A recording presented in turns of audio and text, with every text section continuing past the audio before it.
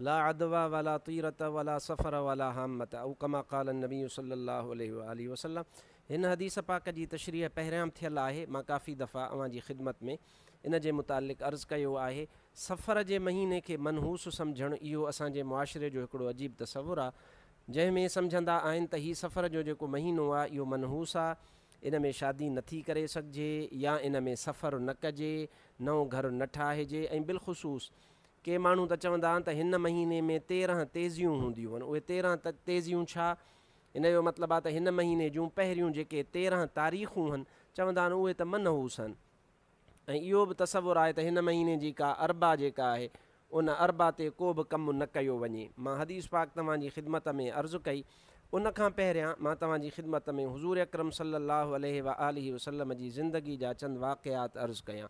हुज़ूर हिकु त बिलफ़ेल इन सफ़र जे महीने में सफ़र बि करे ॾेखारियो आहे त पंधु करणु, काॾे वञणु, काॾे सफ़र करणु हिन महीने में मनव कोन्हे। कंहिं कम जी नबी पाक शुरूआत बि फ़रमाए ॾेखारी आहे त बाबा हिन महीने खे तव्हां बुछड़ो या मनहूस न सम्झिजो। कंहिं कम जी शुरूआत, कंहिं घर जी तामीर या कंहिं बि कम जी शुरूआत तव्हां करे सघो था। नबी पाक इन महीने में शादी बि करे ॾेखारी आहे त हिन महीने में शादी बि करे सघिजे थी। बिलफ़ेल पाण उहे कम कयूं।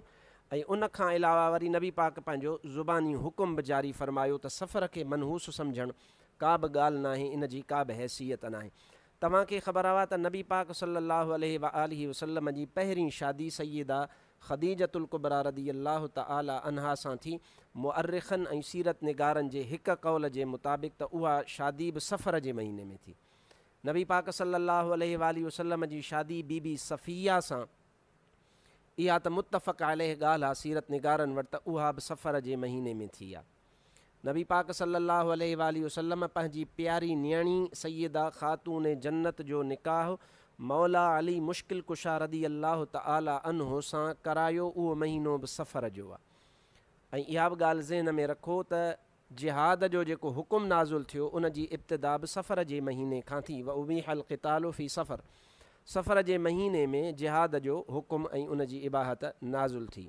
ऐं नबी पाक सल्लल्लाहु अलैहि वसल्लम ग़ज़व ए बनी मुस्तलिक़ जेको पाण उहा जंग फ़रमायूं उहा बि सफ़र जे महीने में थी। ग़ज़व ए वद्दान जंहिंखे ग़ज़वतुल अबवा बि चइबो आहे, उहो ग़ज़वतुल अबवा या ग़ज़व ए वद्दान ॻाल्हि साॻी। इहो बि इहा बि जेका जंग थी आहे, इहो जेको ग़ज़वो आहे इहो बि सफ़र जे महीने में थियो आहे। ग़ज़व ए वादी उल क़ुरा इहो बि जेको आहे सो सफ़र जे महीने में थियो आहे। ऐं नबी पाक जी ज़िंदगीअ जो वॾे में वॾो सफ़र ऐं उन जी शुरूआत उहो आहे हिजरत। ऐं तव्हांखे ख़बर हुजणु घुरिजे त नबी पाक सल्लल्लाहु अलैहि वसल्लम जी हिजरत जी बिलफ़ेल शुरूआत उहा पहिरीं रबीउल अव्वल खां थी आहे, पर उन जी तयारी जेका आहे सो उहा सफ़र जी आख़िरी तारीख़ ते थी आहे। ख़मीस जी राति आहे या सीरत निगारनि जे क़ौल जे मुताबिक़, आलिमनि जे फ़रमान जे मुताबिक़ सूमर जी राति आहे। इहो रबीउल अव्वल जो महीनो आहे, पर रबीउल अव्वल महीने जी जॾहिं इख़्तिताम थियो ॾींहुं हुयो 30 सफ़र जो या 29 सफ़र हुई त नबी पाक इहो फ़ैसिलो फ़रमाए छॾियो त हिजरत करणी आहे ऐं पोइ पाण उन राति सफ़र फ़रमायूं। लिहाज़ा जेकॾहिं सफ़र करणु, काॾे वञणु मन हुजे हा, शादी करणु मन हुजे हा, त पोइ मां सम्झां थो त नबी पाक सल्लल्लाहु अलैहि वसल्लम इहे कम न फ़रमाइनि हा, पर पाण करीमन बिलफ़ेल बि इहे कम सफ़र जे महीने में फ़रमाया। बीबी सफ़िया सां पाण शादी फ़रमायूं ऐं उहा शादी फ़रमाए करे इहो तव्हां असांखे दर्स मिलियो त हिन महीने खे मनहूस न सम्झियो वेंदो, मनहूस का बि शइ न हूंदी आहे। लिहाज़ा नबी पाक सल्लल्लाहु अलैहि वसल्लम जा जेके सचा उम्मती आहिनि ऐं शरीयत पाक जी ॼाण रखो, शरीयत पाक खे चङी तरह सम्झो।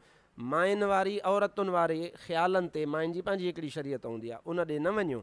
बाबा मायूं हीअं थियूं चवनि त मच्छियुनि खे अटो ॾिबो आहे, मच्छियुनि जे लाइ जेको आहे सो दाणो पाणी रखिबो आहे, वॾियूं मुसीबतूं हूंदियूं आहिनि, वॾा मसइला टरी पवंदा आहिनि। इन जो को बि वजूद न आहे। बुखारी में, मुस्लिम में, अबू दाऊद में लफ़्ज़ मौजूदु आहिनि। हुज़ूर अकरम सल्लल्लाहु अलैहि वसल्लम इरशाद फ़रमायो वला सफ़र, सफ़र खे मनहूस सम्झणु कुझु बि न आहे।